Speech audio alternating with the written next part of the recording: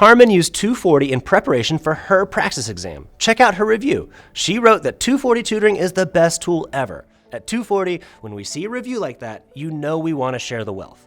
My name is Austin, and I'm here to help you pass a dang test. This video is going to prepare you for the Praxis Special Education Core Knowledge and Mild to Moderate Applications test. That's test code 5543. This video is going to cover 3 things: what's on the test and how to study for it. We'll dig into concepts that you're going to need to know, and at the tail end, we'll mix it up with some practice questions. All right, let's get into Praxis 5543 and 2 and 1. Let's go.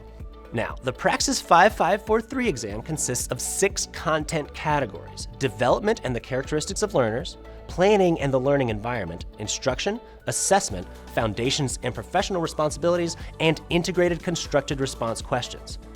Let's go ahead and talk about these first, since they are worth the biggest percentage of your overall score. This category is composed of 3 constructed response questions, and those are called CRQs for short.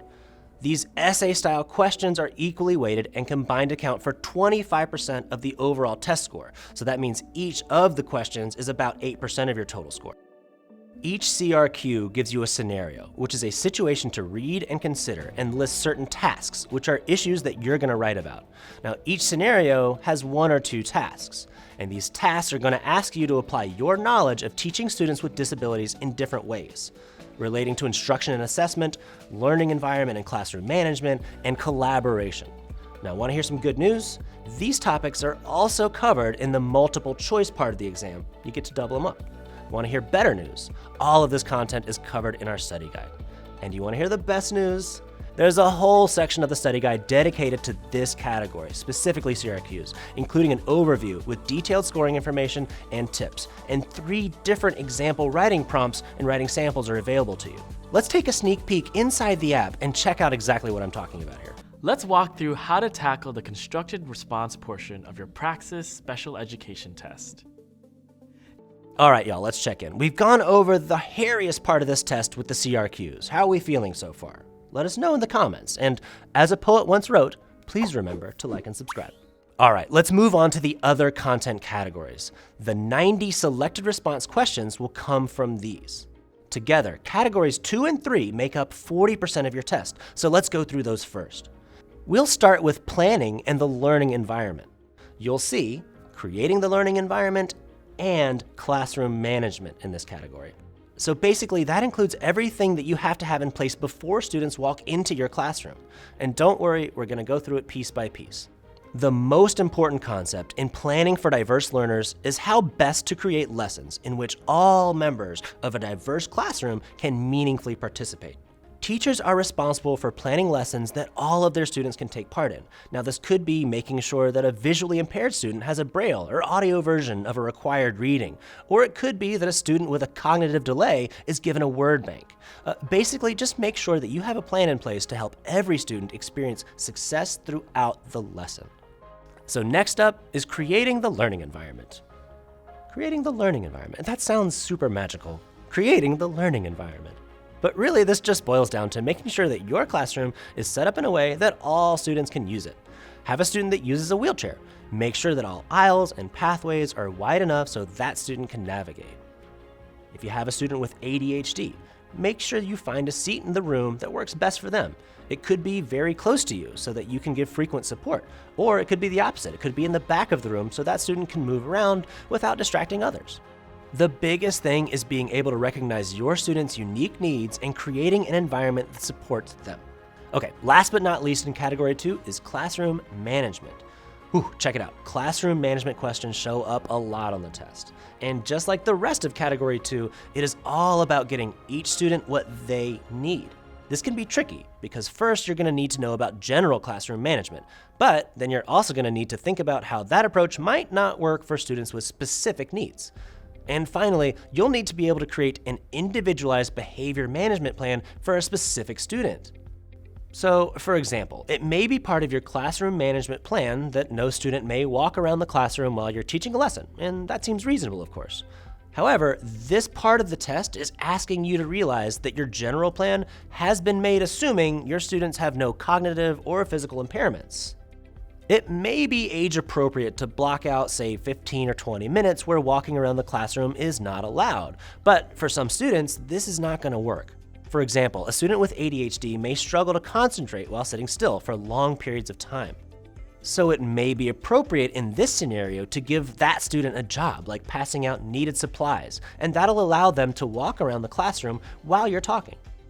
We're almost done with our first category, and then we move on to our next biggest chunk of the test. Let's go ahead and take a look at how the Praxis will test you on actually creating individualized behavior management plans. Now, in this part of the test, you're going to see specific scenarios. You may be given a student and a problem they're having in school, and then you'll be asked to find a plan that supports them best. The biggest thing to look for is a solution that first addresses the problem for the individual student, and second, provides minimal disruption to the rest of the class. Answer choices that include creating a behavior plan that holds that student accountable with targeted check-ins. That's going to be a great choice. Look for that on the test. We made it through our first category, but we're just getting warmed up. Let's move on to the next biggest chunk of this test, which is category 3. Category 3 is all about instruction, as in the actual teaching you're going to be doing in the classroom. In this category, you're going to need to know all about IEPs, a variety of strategies for teaching diverse learners, and how to incorporate supplemental resources to support students. One tricky thing to remember with this category is that it assumes a perfect world. So unlimited time, unlimited money, unlimited resources. It's a place where mozzarella sticks are good for you and the check engine light never comes on in your car. Unrealistic, I know, but like I said, it's a perfect world in this scenario, so keep it in mind. Also, when in doubt, you should always follow the student's IEP when looking at questions like this. Okay, so let's jump into those IEPs, or individualized education programs. You're gonna need to know what it is, what it can and cannot have in it, and who qualifies for one. For example, you'll need to know that both modifications and accommodations may be appropriate to include in an IEP. But while many people may use those two words interchangeably, they're actually two very different things. Modifications to the curriculum change what the child is taught, and accommodations change how it is taught.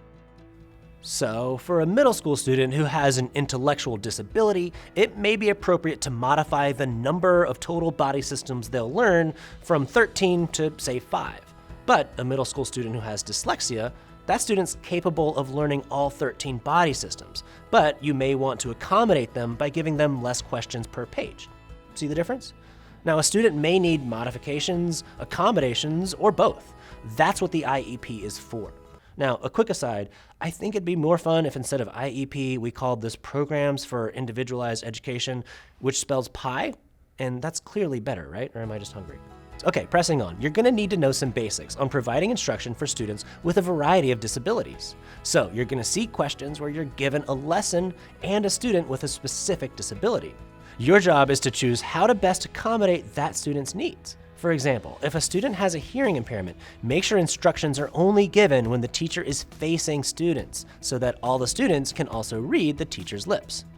The key here is to know the basics, but to also understand that each student is unique, and make sure that all the given information is considered when you're answering these questions. But don't worry, we're gonna look at some examples in a little bit. Stick around for that. That brings us to the supplemental resources portion. Remember when I said that bit about unlimited resources? This is where you really need to keep that in mind. Not the mozzarella sticks part, but the assistive tech part. And there's some seriously cool AT out there. And on this test, you have an open card. You're going to see options like providing students with fine motor deficits with speech-to-text tech, so they can just speak instead of having to write. Or screen magnifiers for students with visual impairments. Even accessible PE equipment's on the table. The possibilities are endless, so have fun. All right, we've covered the two biggest, baddest, hairiest categories, meaning we're already done with about half of what's gonna make up the selected response portion of this test. Let's keep cruising through the final three categories. We'll head all the way back up to category 1, development and characteristics of learners. It can be broken up into 3 smaller chunks: human development, developmental disabilities, and delays and impacts of disabilities. Okay, even after we broke that down into chunks, it's still a lot. Let's take a look at some of the stuff that's most likely to come up. The questions about human development will focus on, general human development, but what are developmental milestones? What are markers of healthy development? You're gonna need to know 4 key domains: physical, social, cognitive, and emotional. For developmental disabilities and delays, you'll need to know all 13 categories of disabilities that are covered by the Individuals with Disabilities Education Act, or IDEA. I know that sounds like a lot, and sure, it is, but you got this. And if you need help, 240 has you covered. We have all of this outlined and organized from you in the study material. Now, moving on to the impact of disabilities section, this is basically an understanding of the wider impact of a student's disability on their life. So instead of what it means for just their school day, we're talking about how it impacts their home life, how it impacts their future ability to live on their own and have a job, basically any way a student's disability could impact their life outside of school. This may sound like I'm a broken record, but the most important thing to remember when answering questions about this is to find the choice that supports that student's individual needs within this scenario. Is the question asking about a student living independently? They'll need to know about meal planning and preparation, along with budgeting and paying bills. Is the student starting a new job in this scenario? On-site training with their new supervisor and assurance that they know how to get to and from work safely both align with this situation. All right, we're getting closer. 2 more categories to go. Let's move on to assessment.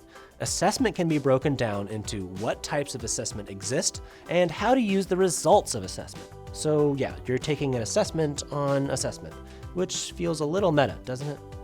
Let's get into the types of assessment first. Now, you'll see some special education specific terms that are going to be on your exam, such as the Vinland Adaptive Behavior Scales and the Woodcock-Johnson Psychoeducational Battery. But in addition to that, you will also have questions over general assessment terms. Expect to see vocabulary like curriculum-based, standardized, norm-referenced, criterion-referenced, summative, and formative on your exam. You'll need to be familiar with the characteristics of each type of assessment, as well as what they're used for in the classroom. Now, you could look each of these up on your own and hope and wonder if you've got it covered like how they do in the exam, or you could do the smart thing and subscribe to a 240 study guide where we've done all this work for you. It's like looking at a smart kid's notes. Anyway, let's look and see how we have it covered in this study. Now let's talk about the differences between formative and summative assessment. Formative assessments are assessments for learning. They are used to guide instruction, meaning they're administered to assess students' progress toward meeting a learning objective, so teachers can adjust instruction as needed. They help teachers answer the question, what do I teach next? Summative assessments are assessments of learning. They are used to gauge instruction by determining whether or not students mastered a learning objective. Teachers use them to answer the question, what did my students learn? Meaning, what do they know now, or what are they able to do? In the using assessment results portion, you'll need to determine next steps for students based on how they were assessed initially. One type of question that comes up a lot requires choosing the best goal or objective for a student based on their knowledge and skills. To approach this type of question, think about the student's disability along with the specific need they have or task they're trying to accomplish. For example, an appropriate objective for a student with a specific learning disability in reading with an assessed weakness in comprehension would be to identify the problem and solution of a grade-level fiction text 4 out of 5 times. This objective aligns with the student's disability and specific area of need. This formula should help you answer this type of question across the test, but to have the confidence you deserve, subscribe to that 240 study guide. 4 categories down, we're cruising. Got 1 to go. Category 5, Foundations and Responsibilities. This makes up about 20% of the questions on your test. So, fair warning, this one's kind of a snooze fest. It's a lot of legal jargon. Anyway, we'll power through this together.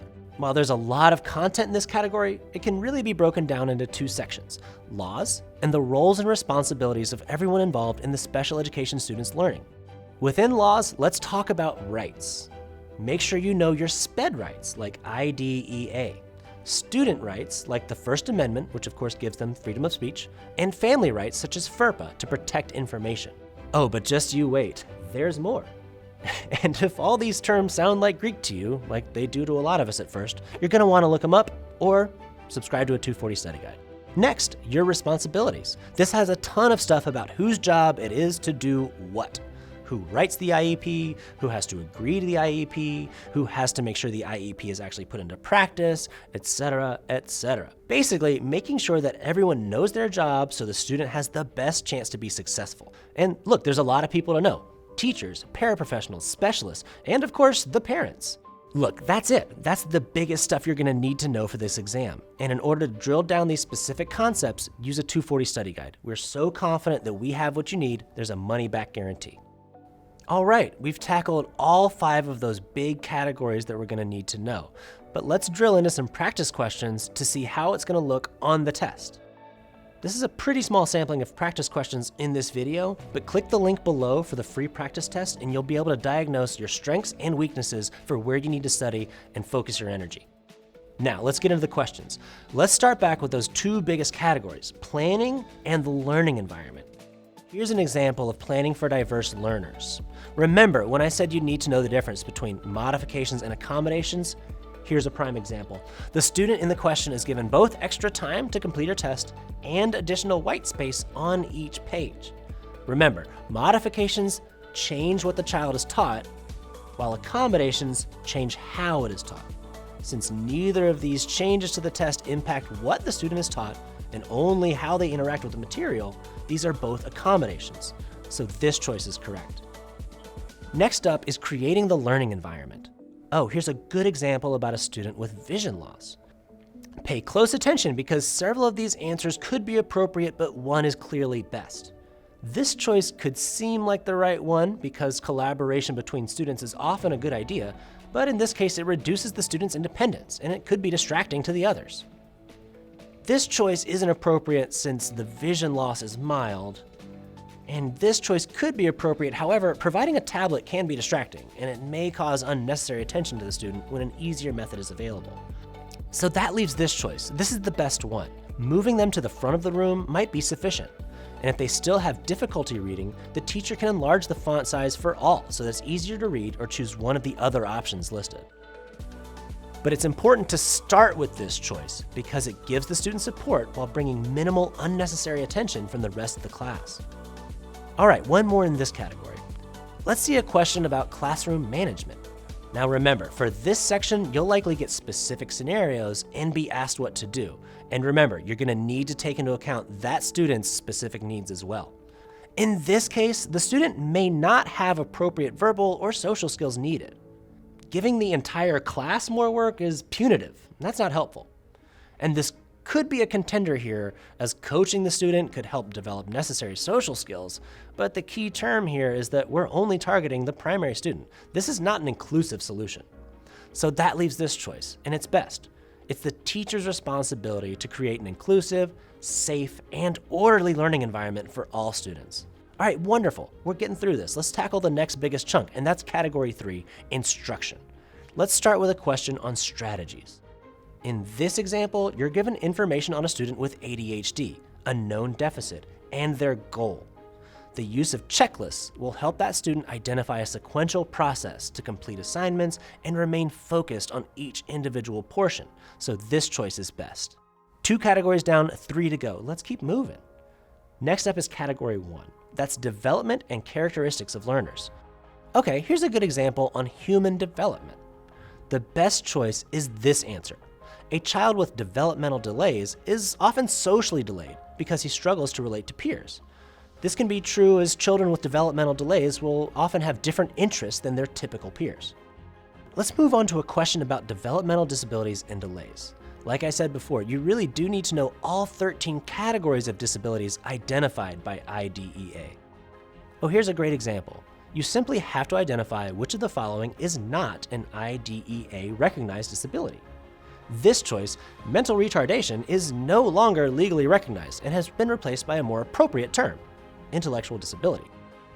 Nice, another category down. Let's keep moving to category 4, which is assessment. Here we know the assessments we are working with are a student's most recent unit tests in the 4 core subjects. We need to determine which type of assessment these are. Formative assessment shows how a student performed throughout the unit. Norm reference assessment compares a student's performance to the larger group. A portfolio is a collection of work that showcases progress over time. Summative assessment evaluates student learning at the end of a unit, and this is our best choice. Only one more category to go. We can do it. It's the finish line. This is category 5, foundations and professional responsibilities. Let's look at a question about laws. All students with disabilities are entitled to which of the following through IDEA? This choice, FAPE, free and appropriate public education, is a cornerstone of IDEA and is the correct choice. This choice only applies to children 3 and under who qualify for a disability.